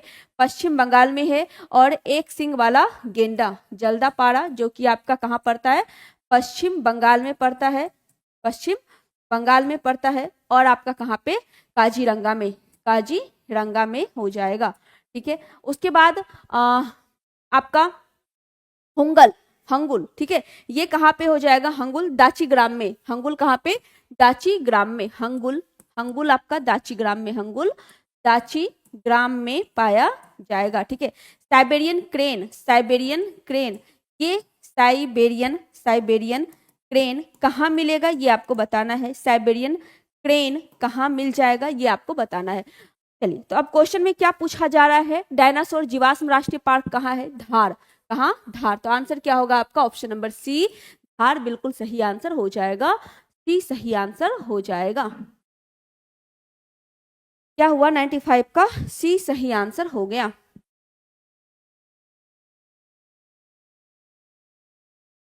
Siberian crane Keoladeo, Siberian crane कहाँ पे, केवलादेव में। तो आंसर क्या होगा, केवलादेव इसका आंसर हो जाएगा, केवलादेव। ठीक है, चलिए आगे चलते हैं। सेम है हार, आगे 96 नहीं है, यानी 96 क्या था क्वेश्चन। चलिए 97, मौसम विज्ञान संबंधी प्रेषण के लिए, मौसम विज्ञान संबंधी प्रेषण के लिए निम्न में से किसको गुब्बारों को भरने में उपयोग में लाया जाता है, गुब्बारे को भरने में, ऑक्सीजन, कार्बन डाइऑक्साइड, हीलियम, किसे किसे लाया जाता है। अंगद बाबू, good evening ma'am, good evening. लेकिन इतना लेट से, इतना लेट से, बताइए क्वेश्चन नंबर 97 का आंसर क्या हो जाएगा। चलिए, तो गुब्बारों में भरने के लिए जो उपयोग किया जाता है वो हीलियम का, किसका, हीलियम का उपयोग किया जाता है, हीलियम का उपयोग गुब्बारों को भरने में किया जाता है। लेकिन अगर आपसे पूछे, अगर आपसे पूछ ले कि ब्रह्मांड में सर्वाधिक कौन सा गैस है, ठीक है, सूर्य में कौन सा है, तारे में कौन सा है, ठीक है, ये पूछ ले, ब्रह्मांड में सूर्य में, ब्रह्मांड, सूर्य तारा, इस सब में सबसे ज्यादा कौन है, हाइड्रोजन है। और हाइड्रोजन के बाद दूसरा स्थान किसका है, हीलियम का दूसरा स्थान है, हीलियम का दूसरा स्थान है। चलिए, इसके साथ आपसे पूछे कि भूकंप में कौन सी गैस निकलती है, भूकंप में कौन सी गैस निकलती है। भूकंप हो गया, आप जो डकार करते हैं, ज्यादा खा लेते हैं तो फिर डकार होता है ना, उस डकार में कौन सी गैस निकलती है, ठीक है। और कोई भी गोदाम है, गोदाम में कौन सी गैस निकलती है, गोदाम में कौन सी गैस निकलती है, तो ये है आपका रेडॉन, कौन सी गैस है, रेडॉन गैस हो जाएगा, रेडॉन यहां से निकलती है। तो याद रखेंगे, बाकी 97 का आंसर क्या हुआ आपका, सी सही आंसर हो गया, सी। रेडॉन क्या है, रेडॉन एक अक्रिय गैस है। चलिए, हीलियम भी आपका अक्रिय गैस है। आगे चलते हैं, क्वेश्चन नंबर 98, किसान क्रेडिट कार्ड की शुरुआत कब हुई, किसान क्रेडिट कार्ड की शुरुआत कब हुई, 1999 में, 2000 में, 1998 में, एक से अधिक या इनमें से कोई भी नहीं। क्वेश्चन नंबर 98,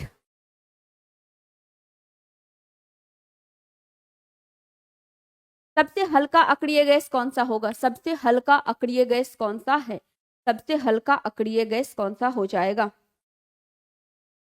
यही हीलियम जो है ये आपका सबसे हल्का अक्रिय गैस हो जाएगा, सबसे हल्का अक्रिय गैस आपका हो जाएगा। ठीक है, चलिए बताइए, किसान क्रेडिट कार्ड की शुरुआत कब की गई, 1999 में, 2000 में, या 1998 में।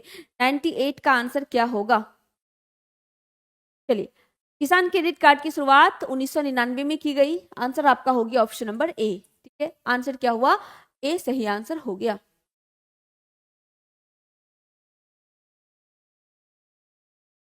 चलिए आगे चलते हैं, question number 99, question number 99, Nalanda जिले में, बिहार के नालंदा जिले में पैमार नदी पर, कौन सी नदी है, पैमार नदी पर डैश डैश और पंचाने नदी पर और होगा, ठीक है, और पंचाने नदी पर डैश का निर्माण हुआ है, किसका निर्माण हुआ है, यानी पैमार नदी और पंचाने नदी पर किसका किसका निर्माण हुआ है, जो नालंदा में किया गया है, नालंदा में किया गया है। क्वेश्चन नंबर 99 का आंसर क्या हो जाएगा, 99 का आंसर क्या हो जाएगा, पैमार नदी है, पंचाने नदी है,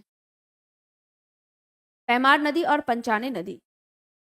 ठीक है, बिहार में सर्वाधिक जो मार्ग बदलने वाली नदी है, मार्ग बदलने वाली नदी है, कौन सी नदी है, कोसी नदी है, कौन सी, कोसी नदी है। इसका उद्गम कहाँ से होता है, कोसी का उद्गम कहाँ से होता है बताना है, कोसी का उद्गम कहाँ से होता है। बाकी कोसी किसकी सहायक नदी है, गंगा की। कोसी किसकी सहायक नदी है, गंगा की सहायक नदी है। कहाँ पे मिलती है, बिहार के कुर्सेला के पास। कहाँ मिलेगी, कुर्सेला के पास मिलती है। कोसी को ही बिहार का शोक भी कहा जाता है, बिहार का शोक भी इसे कहा जाता है, क्योंकि उत्तरी बिहार में बाढ़ का एक बड़ा रीजन क्या है, कोसी ही है, कोसी ही है। ठीक है, बाकी गंगा की अगर बात करें, तो गंगा की लंबाई बिहार में कितनी है, 445 किलोमीटर लंबाई है। सबसे ज्यादा डिस्टेंस 99 किलोमीटर कहाँ पे तय करती है, पटना के पास तय करती है। सबसे ज्यादा अगर कहीं कोई शहर बसा है बिहार में तो वो पटना है जो बसा हुआ है, पटना है जो बसा हुआ है। ठीक है, चलिए उसके बाद कितने जिले से होकर बहती है, 12 जिले से होकर बहती है। कितने जिले से, 12 जिले से होकर गंगा नदी प्रवाहित होती है। ठीक है, कहाँ पे प्रवेश करती है, तो भोजपुर और सारण के पास सीमा बनाते हुए के बिहार में प्रवेश करती है, बिहार में प्रवेश करती है। अच्छा, गंगा मैदानी भाग में कहां पर प्रवेश करती है, मैदानी भाग में कहां पर प्रवेश करती है, पूरे भारत की बात कर रहे हैं, मैदानी भाग में कहां पर प्रवेश करती है, हरिद्वार के पास। कहां पे, हरिद्वार के पास प्रवेश करती है। गंगा किन दो धारा का नाम है, भागीरथी और अलकनंदा। भागीरथी और अलकनंदा का नाम क्या पड़ता है, अलकनंदा का नाम देव प्रयाग में मिलने के बाद, जब ये देव प्रयाग में मिलती है तब इसका नाम पड़ता है गंगा। ठीक है, तब नाम क्या पड़ता है, गंगा नाम पड़ता है। चलिए, तो इसका आंसर आपका क्या हो जाएगा, क्वेश्चन नंबर 99। बिल्कुल सबका सही है। ठीक है, 99 का आंसर आपका हो जाएगा ऑप्शन नंबर सी, कोंदवा बियर और देखपुरा बियर। कोंदवा बियर पैमार नदी पर और देखपुरा बियर आपका पंचाने नदी पर। ठीक है, चलिए आगे चलते हैं। आगे है क्वेश्चन नंबर 100। बिहार में ग्रेनाइट के कुल भंडार की संख्या कितनी है, ग्रेनाइट के कुल भंडार की संख्या 20 है, 25 है, 30 है, कितनी है। बिहार में सबसे ज्यादा अभ्रक, सबसे ज्यादा पायराइट्स, ठीक है, कहाँ पाया जाता है, चूना पत्थर, सीसा, जस्ता, ये सब कहाँ पाया जाएगा।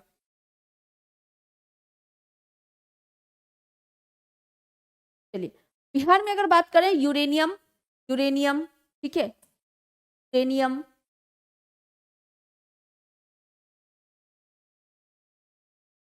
अभड़क, यूरेनियम, अभड़क, मैग्नेटाइट, ये सब कहाँ मिलेगा, गया में। ये सब आपको कहाँ सबसे ज्यादा मिलेगा, सबसे ज्यादा इसका उत्पादन कहाँ पे होता है, गया में इसका उत्पादन किया जाता है। इसके अलावा चूना पत्थर है, पायराइट से, चूना पत्थर है पायराइट से, ठीक है, सीसा है, जस्ता है, बॉक्साइट है, चूना पत्थर,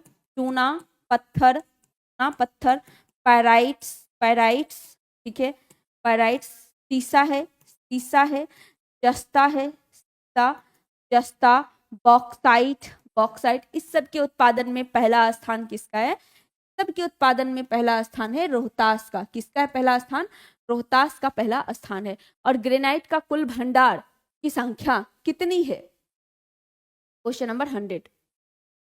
चलिए, तो वो आपकी सी यानी 30 ग्रेनाइट की कुल भंडार है। आंसर क्या हो जाएगा, ऑप्शन नंबर सी सही आंसर हो जाएगा, सी। आगे चलते हैं क्वेश्चन नंबर 101 नहीं 101, ठीक है। बिहार में जनजाति से संबंधित कौन सा कथन सत्य है, ये बताना है। जनजाति से संबंधित कौन सा कथन सत्य है, ये बताना है। क्वेश्चन नंबर 101,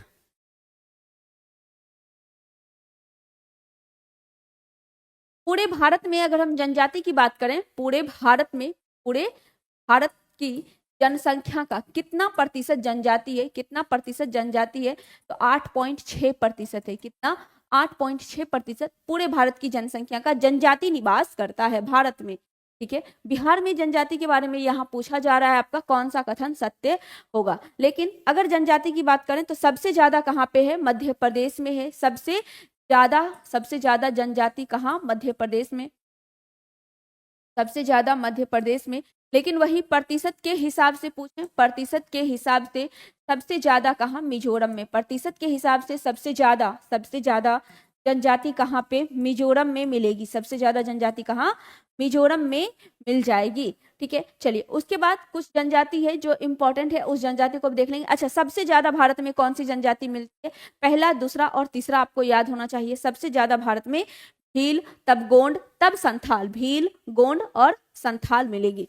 यानी सबसे ज्यादा कौन सी जनजाति है? सबसे ज्यादा कौन सी जनजाति मिलेगी? भील जनजाति, उसके बाद गोंड जनजाति, उसके बाद संथाल जनजाति। यानी पहले नंबर पे सब जो जनजाति है वो भील जनजाति है, दूसरे पे गोंड है और तीसरे पे संथाल जनजाति है। संथाल जनजाति की बात करें तो ये हम बताए हैं आपको कि संथाल जनजाति अगर आपसे पूछे पूर्वोत्तर भारत की सबसे बड़ी जनजाति, पूर्वोत्तर भारत की सबसे बड़ी जनजाति कौन सी है? तो संथाल जनजाति हो जाएगी। सैम्पेन जनजाति कहाँ पे पाई जाती है? निकोबार में। सैम्पेन जनजाति कहाँ पाई जाती है? निकोबार में सैम्पेन जनजाति पाई जाती है, निकोबार में। ठीक है, जारवा जनजाति, जारवा, एंटलीच, ये सब जनजाति अंडमान निकोबार की ही जनजाति है। वासी जनजाति लक्षद्वीप की। वासी जनजाति कहाँ की है? लक्षद्वीप की वासी जनजाति हो जाएगी, लक्षद्वीप। कोरबा जनजाति कहाँ? छत्तीसगढ़। कोरबा कहाँ? छत्तीसगढ़। कोरबा छत्तीसगढ़। बाकी कुकी मैती बहुत सारी जनजाति है, बहुत सारे हिस्सों में पाई जाती है। कुकी मैती मणिपुर में पाई जाएगी। कुकी मैती कहाँ पे? मणिपुर में पाई जाएगी। ठीक है,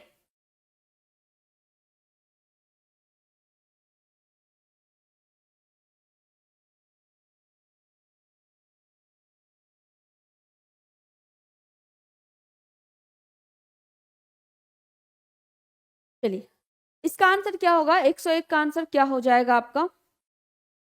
देखिए पहला क्या है? पहला है खोंड जनजाति बिहार के शाहबाद क्षेत्र में निवास करती है। बिल्कुल सही है, बिहार के शाहबाद क्षेत्र में खोंड जनजाति मिलेगी। दूसरा है खेरवार जनजाति रोहतासगढ़ क्षेत्र में। सही है।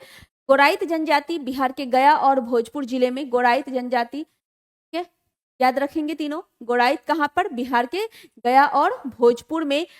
खैरवार जनजाति रोहतासगढ़ क्षेत्र में। खोंड जनजाति शाहबाद क्षेत्र में। तो सारा सही है। आंसर क्या हो जाएगा? ऑप्शन नंबर डी, एक से अधिक इसका सही आंसर हो जाएगा, एक से अधिक। हाँ, वासी लक्षद्वीप में। चलिए आगे चलते हैं, क्वेश्चन नंबर 102। हिमालय नदी तंत्र की कौन सी नदियां हैं? कावेरी, गंगा, ब्रह्मपुत्र, गोदावरी। कौन सी नदी हिमालय नदी तंत्र का है?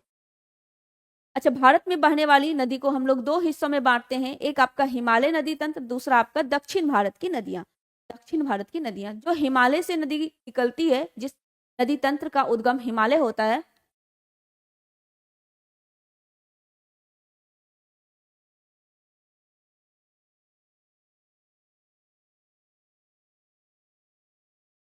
चलिए क्या बताए? एक हिमालय से निकलने वाली, एक हिमालय से निकलने वाली और दूसरी दूसरी दक्षिण भारत की नदियां हैं। दक्षिण भारत की नदियां हैं। तो हिमालय से जो निकलने वाली नदियां हैं, ये तीन नदी इसमें आता है, तीन नदी तंत्र इसमें आता है। एक आपका हो जाएगा कौन सा? एक आपका हो जाएगा सिंधु नदी तंत्र। कौन सा? सिंधु नदी तंत्र हो जाएगा, जिसमें सिंधु और उसकी जितनी सहायक नदी है, खास करके 5 जो है, सिंधु में सतलज है, ब्यास है, रावी है, चिनाब है, झेलम है। ठीक है, ये सब किसमें? सिंधु नदी तंत्र में आ जाएगा। दूसरा है गंगा नदी तंत्र, जिसमें कि गंगा और उसकी जो सहायक नदी है, गंगा की सबसे लंबी सहायक नदी यमुना है, तो यमुना हो गई। ठीक है, बाकी बिहार में जितनी सहायक नदियां हैं वो सब, तो जितनी गंगा की सहायक नदी है वो सब मिलकर गंगा नदी तंत्र का निर्माण करते हैं। आगे है आपका तीसरा ब्रह्मपुत्र। तीसरा कौन सा है? ब्रह्मपुत्र नदी है, ब्रह्मपुत्र नदी तंत्र है। तो जो ब्रह्मपुत्र और ब्रह्मपुत्र की सहायक नदियां हैं वो किसमें आएगा? ब्रह्मपुत्र नदी तंत्र में आ जाएगा। सिंधु, सिंधु, सतलज, सिंधु, सतलज, सिंधु, सतलज और ब्रह्मपुत्र। सिंधु, सतलज और ब्रह्मपुत्र भारत की 3 ऐसी नदियां हैं, भारत की 3 ऐसी नदियां हैं जिसका उद्गम कहाँ है? उद्गम भारत से बाहर है। उद्गम भारत से बाहर है। ये क्वेश्चन पूछा जाता है। ठीक है, ये क्वेश्चन पूछा जाता है। भारत से बाहर कितनी नदी का उद्गम है? सिंधु, सतलज और ब्रह्मपुत्र का उद्गम है। ब्रह्मपुत्र भारत में यांगपा दर्रे से होकर प्रवेश करती है, अरुणाचल प्रदेश के यांगपा दर्रे से होकर भारत में प्रवेश करती है। तीनों का उद्गम तिब्बत के मानसरोवर झील के पास 3 अलग अलग पॉइंट से है। ठीक है, एक आपका चेमयोंगडुंग हिमानी से है, ठीक है, सनोखियोबाद हिमानी से है। ठीक है, चलिए, तो ये आपका हिमालय से हो गया। और दूसरा आपको हम बोले हैं दक्षिण भारत की नदियां। दूसरा कौन सा है? दक्षिण भारत की नदियां। इसको हम लोग 2 हिस्सों में बांट के पढ़ते हैं। 2 हिस्सों में कौन? एक आपकी बंगाल की खाड़ी वाली, एक जो नदियां आपका बंगाल की खाड़ी में गिरती है, बंगाल की खाड़ी में गिरने वाली नदियां, और दूसरा जो अरब सागर में गिरती है, जो कहाँ? अरब सागर में गिरती है। तो दक्षिण भारत की नदियां को हम लोग 2 हिस्सों में बांट के पढ़ते हैं, एक बंगाल की खाड़ी और दूसरा अरब सागर में गिरने वाली नदियां। ठीक है, चलिए, तो यहाँ पे हिमालय नदी तंत्र के बारे में पूछा है, जिसमें कावेरी, कावेरी तो दक्षिण भारत की नदियां हैं, जिसको कि हम लोग दक्षिणी गंगा कहते हैं। गंगा, गंगा तो हिमालय का है, ये आपका हो जाएगा। ब्रह्मपुत्र भी है, ये भी हो जाएगा। गोदावरी, जिसको कि दक्षिणी गंगा कहते हैं, और कावेरी को दक्षिण भारत की गंगा कहा जाता है। ठीक है, तो ये दोनों नहीं होगा, 2 और 3 होगा। तो 2 और 3 किसमें है? 2 और 3 किसमें है? आपके ऑप्शन नंबर बी में है, बी में हो जाएगा। ठीक है, बी में हो जाएगा। कावेरी, गोदावरी, कृष्णा, माही, ठीक है, ये सब कहाँ की नदियां हैं? ये सब आपकी भरतपूजा केरल की नदी है। पेरियार नदी केरल की नदी है। ठीक है, ये सब कहाँ है? ये सब दक्षिण भारत की नदियां है, भारत की नदी। चलिए, आंसर हो गया ऑप्शन नंबर बी। आगे चलते हैं क्वेश्चन नंबर 103। क्वेश्चन नंबर 103, बताइए क्या होगा इसका आंसर।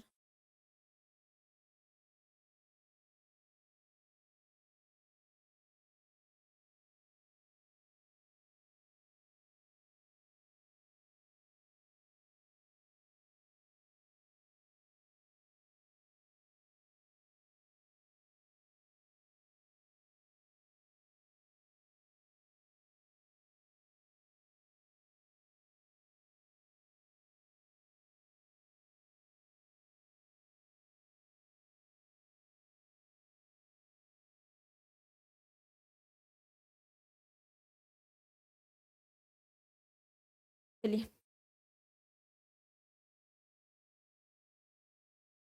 98 में ही किसान क्रेडिट कार्ड की शुरुआत हुई थी। क्या लगाए हैं? 99 लगाए हैं। 98 में ही शुरुआत हुई थी किसान क्रेडिट कार्ड की शुरुआत, 98 में। सही कर लेंगे, ठीक है। सी, ऑप्शन नंबर सी, 1998 में किसान क्रेडिट कार्ड की शुरुआत हुई थी। कौन सा था? 103 था। बिहार में स्थित गंडक नदी की नहरें कौन सी है? ढाका, तिऊर, देहरी, एक से अधिक, या इनमें से कोई भी नहीं। कौन सा हो जाएगा? कौन सा हो जाएगा? क्वेश्चन नंबर 103 का आंसर क्या हो जाएगा? चलिए, तो गंडक नदी की नहरें कौन सी है? डेहरी है। आंसर आपका क्या हुआ? ऑप्शन नंबर सी सही आंसर हो गया, सी। ठीक है, बिहार की सबसे पुरानी नहर परियोजना कौन सी है? सबसे पुरानी नहर परियोजना कौन सी है? सिंचाई नहर परियोजना, ये आपको बताना है। ठीक है, बाकी कोसी नहर परियोजना जो है, कोसी नहर परियोजना की बात करें तो ये भारत और नेपाल सरकार की संयुक्त परियोजना है। किसकी किसकी? भारत और नेपाल सरकार की संयुक्त परियोजना कौन सी है?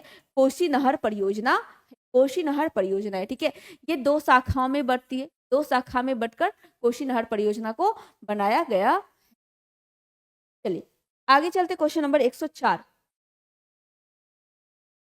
बिहार के डैश भाग में उर्वरक भूमि का फैलाव है जो सरयू, गंडक है, गंडक और गंगा नदी के बहाव का कारण है। सरयू, गंडक और गंगा नदी के बहाव का कारण है।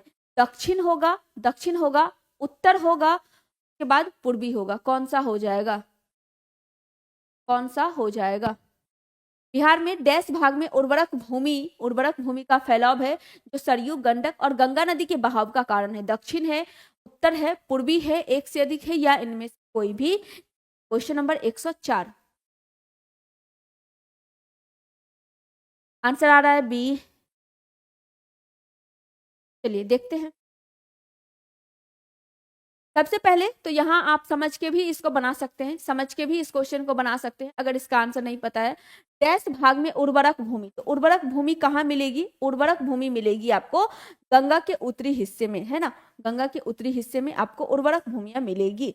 ठीक है, यानी जो भूमि जहाँ पे जलोढ़ मिट्टियां मिलती है वही तो आपका उपजाऊ भूमि होता है ना, वही उपजाऊ भूमि होता है। तो ये गंगा है, ये गंगा नदी था आपका, ठीक है, गंगा नदी है जो कि बिहार को क्या करती है, दो हिस्सों में बांटती है। ठीक है, ये आपका उत्तरी हो गया, ये उत्तरी हिस्सा हो गया, और ये आपका दक्षिणी हिस्सा हो गया। जहां उत्तर बाढ़ से परेशान होता है वहीं दक्षिण में सूखा भी देखने को मिलता है, सूखा भी देखने को मिलता है। ठीक है, दक्षिण बिहार की मिट्टी अलग अलग बांटी गई है, उत्तर बिहार की मिट्टी अलग अलग बांटी गई है। दक्षिण बिहार की अपेक्षा उत्तर बिहार की जो मिट्टी है ये काफी उपजाऊ होती है, क्योंकि यहाँ पे नदी आपका बहुत सारा है। ठीक है, और दो नदी के बीच के क्षेत्र को जो दोआब बोलते हैं वो यहाँ ज्यादा बनता है। क्या, किसको बोलते हैं? दो नदी के बीच के क्षेत्र को, दो नदियां के बीच के बीच का क्षेत्र, बीच का क्षेत्र, ठीक है, बीच का क्षेत्र क्या कहलाता है? दोआब कहलाता है। और उत्तरी बिहार में आप दोआब की संख्या ज्यादा देखेंगे, और ये दोआब जो है ये काफी उपजाऊ होता है। ये क्या होता है? काफी उपजाऊ होता है। ठीक है, उर्वर भूमि होती है, यहाँ काफी उपजाऊ मिट्टी मिलती है और काफी खेती होती है। तो आंसर आपका क्या होगा? ऑप्शन नंबर बी सही आंसर हो जाएगा, उत्तरी बिहार। ठीक है, चलिए आगे चलते हैं। क्वेश्चन नंबर 105, देश का एकमात्र तूंस यानी डॉल्फिन अभ्यारण्य किस राज्य में है? उत्तर प्रदेश, गोवा, बिहार, एक से अधिक, या इनमें से कोई भी नहीं। डॉल्फिन के बारे में हम आपको बता चुके। गंगा डॉल्फिन को कब राष्ट्रीय जीव घोषित किया गया था, कब मनाते हैं ये भी बताया है। अब ये बताना है देश का एकमात्र कहाँ पर है, देश का एकमात्र कहाँ पर है। क्वेश्चन नंबर 105, तो अपने बिहार में है, कहाँ पर है? अपने बिहार में है, बिहार में है, तो आंसर हो जाएगा ऑप्शन नंबर सी। अच्छा, बिहार में भी कहाँ है? बिहार में भी भागलपुर में है। कहाँ है? भागलपुर में है। और नाम क्या है? विक्रमशिला गंगा डॉल्फिन अभ्यारण्य। क्या नाम है? Vikramshila Ganga dolphin, Vikramshila Ganga dolphin dolphin अभ्यारण्य, डॉल्फिन अभ्यारण्य इसका नाम है। ठीक है, चलिए विक्रमशिला गंगा डॉल्फिन अभ्यारण्य ये कहाँ पर है? भागलपुर में है और बिहार में पड़ता है। भागलपुर में है और कहाँ पड़ता है? बिहार में पड़ता है। हाँ बिल्कुल, 5 अक्टूबर 2009 और 5 अक्टूबर को डॉल्फिन डे भी मनाते। आंसर क्या हुआ? सी सही आंसर हो गया। आगे चलते हैं। क्वेश्चन नंबर 106, मालानी पर्वत किन जिले में विस्तृत है? पाली बाड़मेर, जालोर बाड़मेर, पाली जालोर, एक से अधिक, या इनमें से कोई भी नहीं। तो मालानी पर्वत जो है ये कहाँ है? ये आपका राजस्थान में है। अब राजस्थान के किस जिले में है ये आपको बताना है। राजस्थान में हम आपको एक और बताए, राजस्थान में हम आपको एक और बताए, कौन सा? सबसे इंपॉर्टेंट जो था अरावली पर्वत। कौन सा? अरावली पर्वत। ये क्या है? ये समानांतर है, मतलब इसकी जो कंडीशन है वो इस तरह से है, इसीलिए मानसून ऐसे जाता है। ठीक है, चलिए ये बात तो हो गया। लेकिन अरावली की बात करते हैं तो इसको पश्चिम भारत का जल विभाजक कहते हैं। अरावली को पश्चिम भारत का जल विभाजक कहा जाता है, जल विभाजक कहा जाता है। ठीक है, चलिए उसके बाद भारत का जल विभाजक किसे कहा जाता है? तो वो है विंध्याचल श्रेणी। किसे? विंध्याचल श्रेणी को किसका? विंध्याचल श्रेणी को भारत का किसका? भारत का जल विभाजक कहते हैं, भारत का जल विभाजक कहा जाता है। ठीक है, चलिए एक तीसरा क्वेश्चन और बनता है कि दक्षिण भारत का जल विभाजक किसे कहते हैं? ठीक है, तो पश्चिमी घाट को। किसे? पश्चिमी घाट को दक्षिण भारत का जल विभाजक कहा जाता है, जल विभाजक कहा जाता है। तो आपका ये यहाँ आंसर क्या होगा? जालोर बाड़मेर जिला जो राजस्थान का है, यहाँ पे मलानी पर्वत स्थित है, मलानी पर्वत स्थित है। आंसर हो गया ऑप्शन नंबर बी। आंसर क्या हुआ? बी सही आंसर हो गया। आगे चलिए क्वेश्चन नंबर 107 बताइए इसका आंसर क्या हो जाएगा।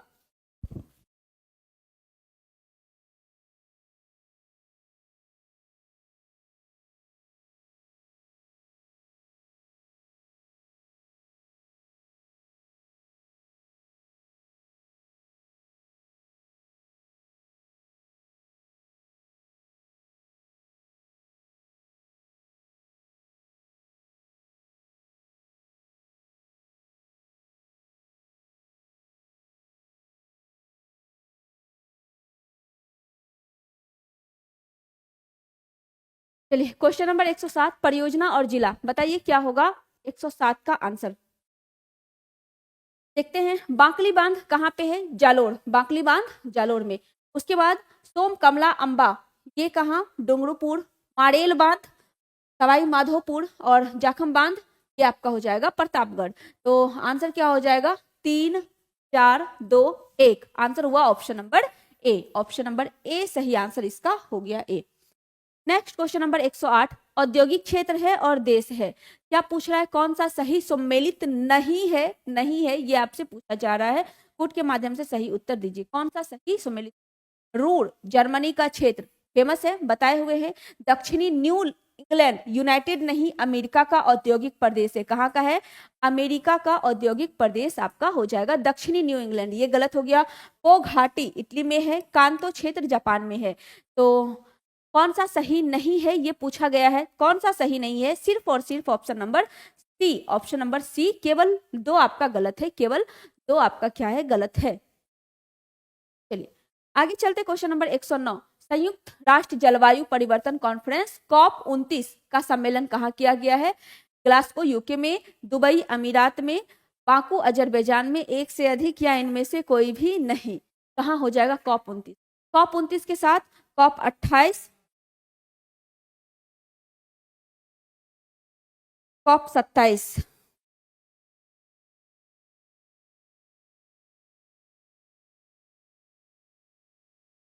चलिए COP 28 जो है ये आपका कहाँ हुआ, दुबई में। COP 28 कहाँ हुआ है, दुबई में हुआ है। COP 27 की बात करें तो मिस्र में, COP 27 की बात करें तो मिस्र में हुआ है। और COP 29 कहाँ, बाकू अजरबैजान में हुआ है, बाकू अजरबैजान में हुआ है। ठीक है, चलिए आगे आपका लास्ट क्वेश्चन, क्वेश्चन नंबर 110, किस अंतरराष्ट्रीय सीमा पर पहली एकीकृत चेक पोस्ट दारांगा असम में स्थापित किया गया है, भारत बांग्लादेश, भारत नेपाल, भारत भूटान। ये असम के पास आपका भारत भूटान सीमा पर स्थित है, भारत भूटान सीमा पर स्थापित किया गया है पहला चेक पोस्ट। तो इसका आंसर क्या हुआ, सी सही आंसर हो गया, सी भारत भूटान। ठीक है, इसके साथ ही आपके ज्योग्राफी के सेक्शन का आपका ये डिस्कशन यहीं पे समाप्त होता है।